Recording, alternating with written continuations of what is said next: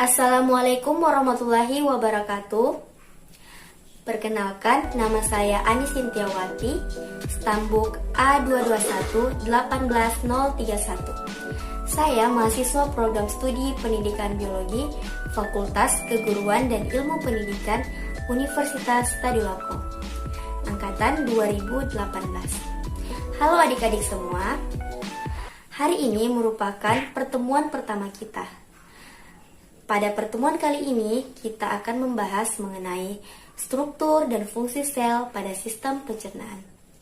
Tetapi, sebelum saya memulai pembelajaran kita hari ini, ada baiknya kita mengetahui tujuan pembelajaran kita. Tujuan pembelajaran di pertemuan satu ini adalah sebagai berikut. Tujuan pembelajaran kita yang pertama adalah untuk memahami dan mengetahui zat-zat makanan yang diperlukan oleh tubuh manusia sehari-hari. Kedua, untuk memahami dan mengetahui bagian-bagian saluran pencernaan hewan rumaninsia dan juga saluran pencernaan manusia, serta mengetahui posisi alat dan kelenjar pencernaan manusia. Materi pertemuan pertama kita. Materi pertemuan pertama kita hari ini mengenai analisis zat makanan yang diperlukan oleh tubuh manusia di kehidupan sehari-hari. Adik-adik semuanya, makanan bergizi ini adalah makanan yang mengandung zat-zat yang diperlukan tubuh. Perlu kita ketahui bahwa zat-zat yang diperlukan oleh tubuh manusia ini terdiri dari 6 bagian. Pertama, karbohidrat. Nah, karbohidrat ini berfungsi sebagai sumber tenaga. Kedua, ada lemak. Lemak ini berfungsi sebagai sumber energi cadangan. Ketiga, protein. Protein berfungsi untuk pertumbuhan, perkembangan, dan juga mengganti sel-sel tubuh yang rusak. Untuk pertumbuhan dan perkembangan, bisa dilihat pada gambar berikut ini. Yang keempat, ada mineral. Mineral berfungsi sebagai zat pengatur proses-proses dalam tubuh. Berikut ini beberapa mineral yang dibutuhkan oleh tubuh manusia. Yang pertama, ada yodium. Yodium yang memiliki fungsi mencegah penyakit gondok. Kemudian, zat besi. Nah, zat besi ini berfungsi untuk membentuk sel-sel darah merah, mencegah penyakit anemia.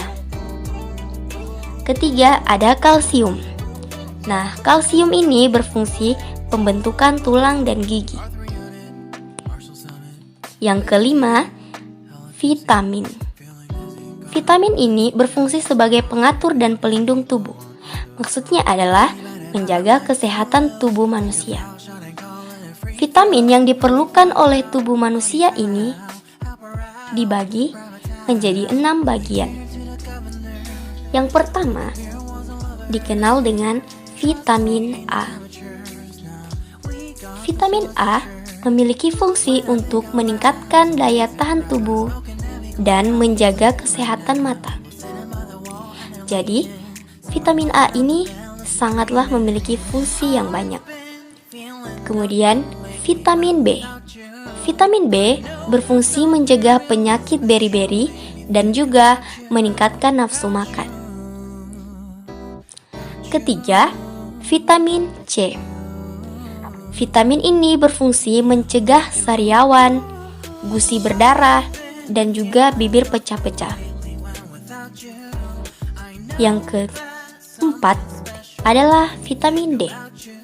Nah, vitamin D ini memiliki fungsi untuk mencegah penyakit rakitis dan osteoporosis dan juga membentuk tulang dan gigi. Kemudian ada yang namanya vitamin E. Nah, pada vitamin E ini berfungsi untuk menyuburkan rambut, menghaluskan kulit, dan juga mencegah kemandulan. Nah, yang terakhir itu ada yang namanya vitamin K. Jadi, pada vitamin K ini berfungsi untuk membantu proses pembekuan darah. Kemudian yang keenam adalah air. Nah, kata air sudah tidak asing lagi bagi kita. Air ini di dalam tubuh tentunya memiliki fungsi. Nah, untuk fungsi dari air sendiri sebagai pelarut zat-zat makanan, melancarkan pencernaan, dan mengatur suhu tubuh. Kita sangat memerlukan air ini. Air ini memiliki banyak manfaat bagi tubuh manusia. Oleh karena itu, adik-adik semua, jangan lupa untuk selalu mengonsumsi air agar imun kita tetap terjaga.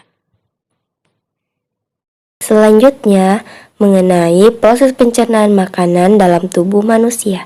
Yang pertama, melalui mulut. Setelah dari mulut, makanan menuju kerongkongan.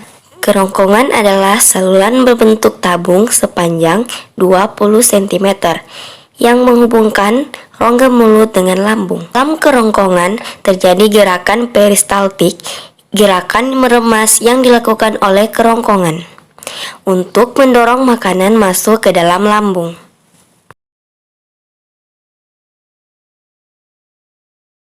Selanjutnya adalah lambung. Nah, lambung merupakan organ pencernaan yang paling elastis, berbentuk seperti kantong, dan terletak di rongga perut sebelah kiri atas.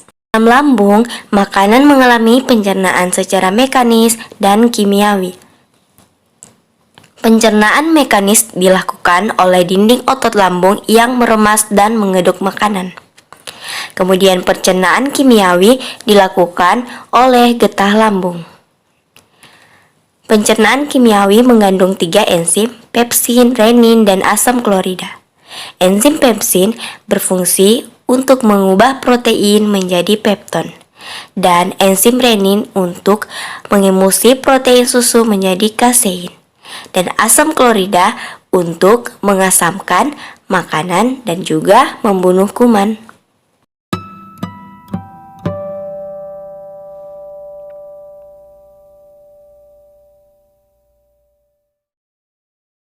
Makanan akan diserap oleh usus halus. Nah, usus halus merupakan usus terpanjang karena panjangnya itu sampai 6 sampai dengan 7 meter. Usus ini memiliki cairan khusus untuk penyempurnaan pencernaan makanan. Nah, usus halus dibagi menjadi 3, usus 12 jari, kemudian usus kosong, dan usus penyerapan. Tentunya bagian-bagian ini memiliki fungsi. Usus 12 jari atau duodenum memiliki panjang 25 cm yang berfungsi mencerna makanan dengan bantuan getah pankreas dan getah empedu. Pankreas dihasilkan oleh kelenjar pankreas. Nah, getah pankreas ini memiliki enzim-enzim berikut. Enzim amilase atau yang dikenal dengan zat tepung, kemudian zat gula, kemudian juga enzim tripsin atau pepton, atau juga dikenal dengan asam amino. Nah, enzim lipase yang dikenal dengan lemak, dan asam lemak dan gliserol. Kalau getah empedu dihasilkan oleh hati dan disimpan dalam kantong empedu yang berfungsi untuk menghancurkan lemak. Usus kosong atau jejunum terletak di antara usus 12 jari dan usus penyerapan. Usus kosong ini memiliki panjang sekitar 2,5 meter yang berfungsi mencerna makanan yang telah dicerna oleh usus 12 jari.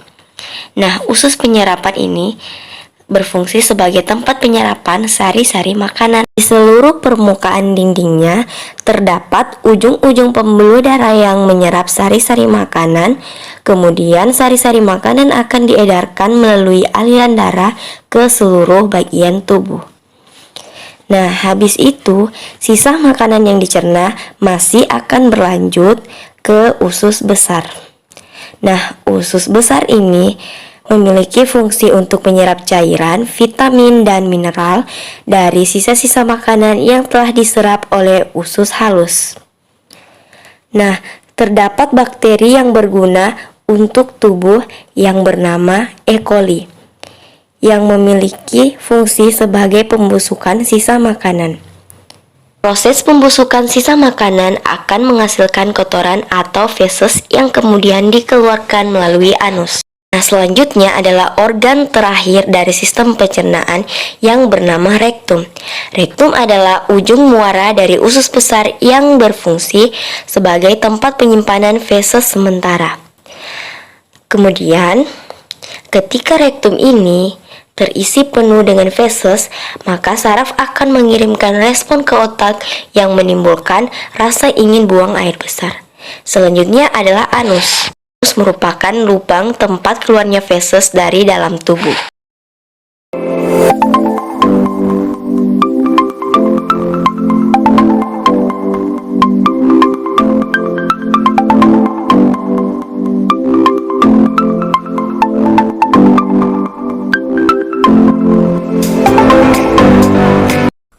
Halo adik-adik semua, demikianlah tadi penjelasan mengenai pertemuan kita hari ini.